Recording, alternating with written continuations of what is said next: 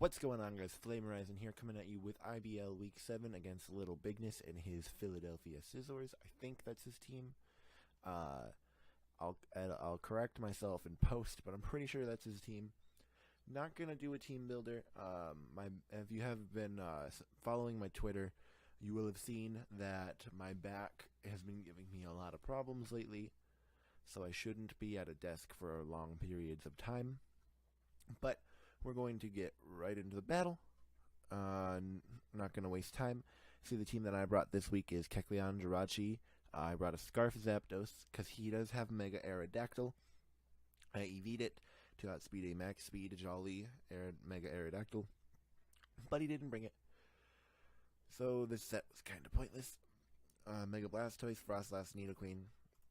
You guys know the gist. But we're going to get right into things. We are challenging Bigness. I really like this background in Citra. I don't know why. I found this one and it's just kind of funny. But I am going to lead with Kecleon. He goes for the Will-O-Wisp, and I'm like, oh goodness, I'm really glad that didn't hit. And I just get up my rocks, and I'm not going to stay in and let myself get burned. But as I switch, he switched as well into his Mamoswine.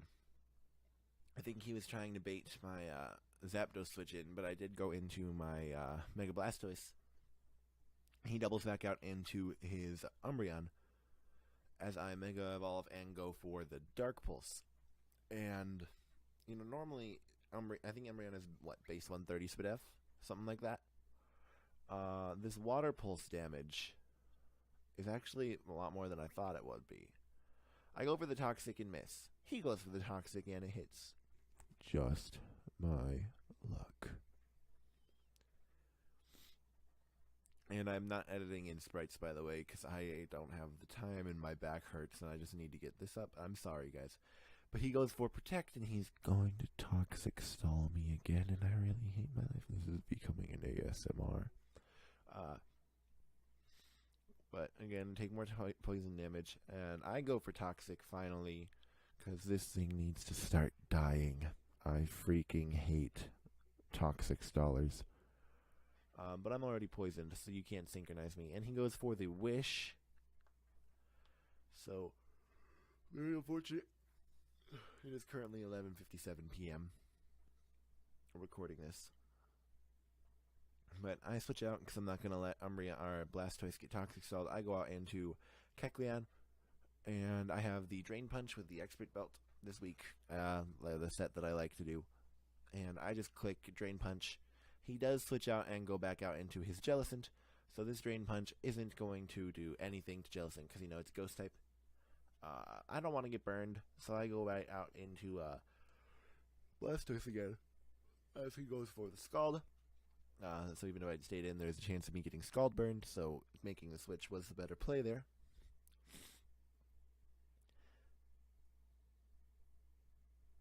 I wonder what audio my mic. Sorry, I was distracted by OBS saying that my mic was picking up some levels.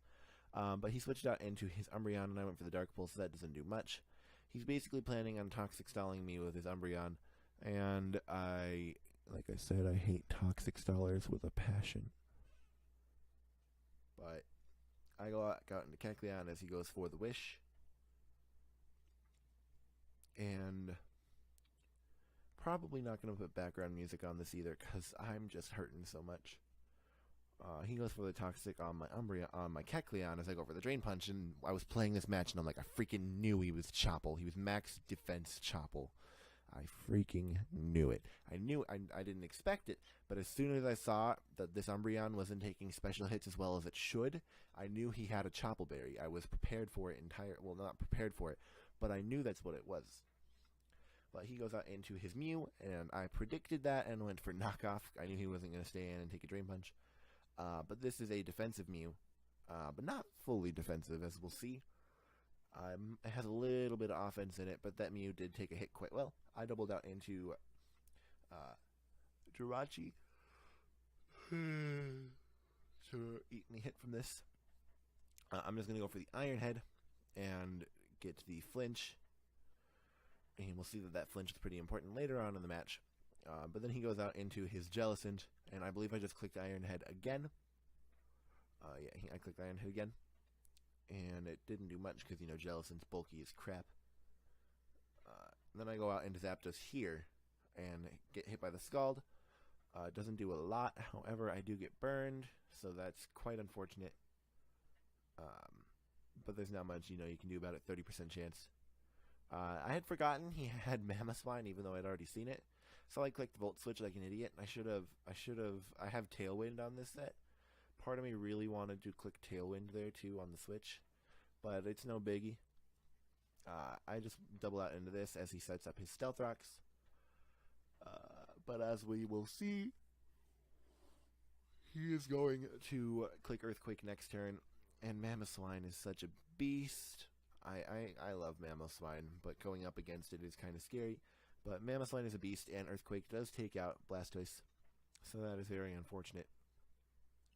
However, I'm able to apply pressure on with Jirachi. So far, I have been faking the Scarf on Jirachi. I've used the set that I have on Jirachi is the set I've used before. I have Z-Trick to get the +2 speed. There were certain times where I should have gone for it, like against that Mamoswine. Every time I went in against that Mamoswine, he switched out, and that would have been the prime opportunity to go for it. But I go for his Zen Headbutt as he goes for the Recover, so right now we're kind of at a standstill. But there's a reason why I really like Jirachi, and you guys know the reason. I go for the Zen Headbutt. I got a crit, and I got a flinch. And I knew at this range the Iron Head would hit, so I just go for the other Iron Head, and that thing is taken out. I keep moving my desk, that's what it is. I don't know why. I have a Shock Mount. It shouldn't be picking that up. But then he goes out into his Tauros, and this thing definitely outspeeds, and an Earthquake does definitely KO from this thing. So I'm not staying in. I go out into Zapdos, and, I'm immune to Earthquake. Sorry. I go for the Heat Wave, trying to predict the Mamo to come in, and he goes for the Body Slam and is able to take out Zapdos. So that's very unfortunate. I go out into Kefla, and I have a physical set with Poison Jab, Earthquake, Superpower, and Sucker Punch. I went for Superpower as he switches in this. He probably was expecting like an Earth Power or a Sludge Wave, but that is Umbreon down, so that was one of the bigger-ish threats to my team, I guess. But now I'm at -1/-1, and anything can really come in and revenge kill me here. He goes out into Mamoswine, and, this thing is able to kill me in one hit. And Kefla still has some use, so I just go out into Shenron as he goes for the Earthquake, I believe. And there ain't no way that Kecleon is living this. Kecleon's Fizz Def is trash. Like, complete and utter garbage. Like empty Coke Zero can garbage. And I see that was another turn where I could have set up the Z-Trick, but I knew that Tauros is going to come in. But now, I should have, my next turn in against that Mamoswine is when I should have set up the Z-Trick. But I went out into this to take an Earthquake. Surprisingly, Frostlass is a lot bulkier than I thought it was, and it lived. I was expecting it to die there. But it's a speed tie right here, both base 110. I go for the Ice Beam, winning the speed tie, and I'm able to take out Tauros. So right now it is 3-3. A lot of my mons are weak. Most of his are pretty high. He went out into his Salazzle, and I don't really have a switch into Salazzle anymore. So I could have went out into Nidoqueen in hindsight, because I was AV, and AV Nidoqueen would have taken a hit, but I didn't want him setting up a nasty plot. But now I go out into the Nidoqueen, and I believe I just click the Earthquake, not going to make any bold predictions there. As he goes out into his Mew. I'm terribly sorry for yawning. But Earthquake does 2-hit KOs from half. However, he does have Roost, which is very saddening. I don't see why he wouldn't have Roost. It's, just saddening. Because now I'm not going to be able to really kill this thing. And I'm Sheer Force, so I'm not going to get the poison. But he's just going to keep Roost stalling me. And I'm sitting here praying for a crit. Which, crit does not happen. So it's 3-2. He keeps going for Roosts so he can get to a reasonable HP after taking a Poison Jab to be able to take another one after, which I believe was his reasoning behind, Roost stalling me. He goes for the Psyshock now. I'm sorry. As I go for the Poison Jab, and it doesn't quite take it out. So I switch out here, and this next turn is a turn that I did not expect. As I've said this whole match, I'm Z-Trick, so I was basically at the point to where, like, you know what? I just got to go into Jirachi, set up Z-Trick, and hope for the best, you know? So, boosted my speed sharply, so I'm at +2 speed. I go for Z-Trick. It fails. However, this man's Ghost DMZ. I didn't really prep the best for Ghost DMZ. And down goes Jirachi. And, you know how it's going to end. I got into Kefla. I should have, just last-ditch Sucker Punch, but I just gave it to him. There was a chance I could have gotten a crit Sucker Punch, but then something else would have come in and taken me out. But that is a 3-0 win. Right now, I believe I'm 2-5. So, playoffs for me really isn't in my future. But we're still going to keep trucking. We're still going to keep trying. I believe there's 5 weeks left, so I could go 7-5, but there's a big chance that I won't.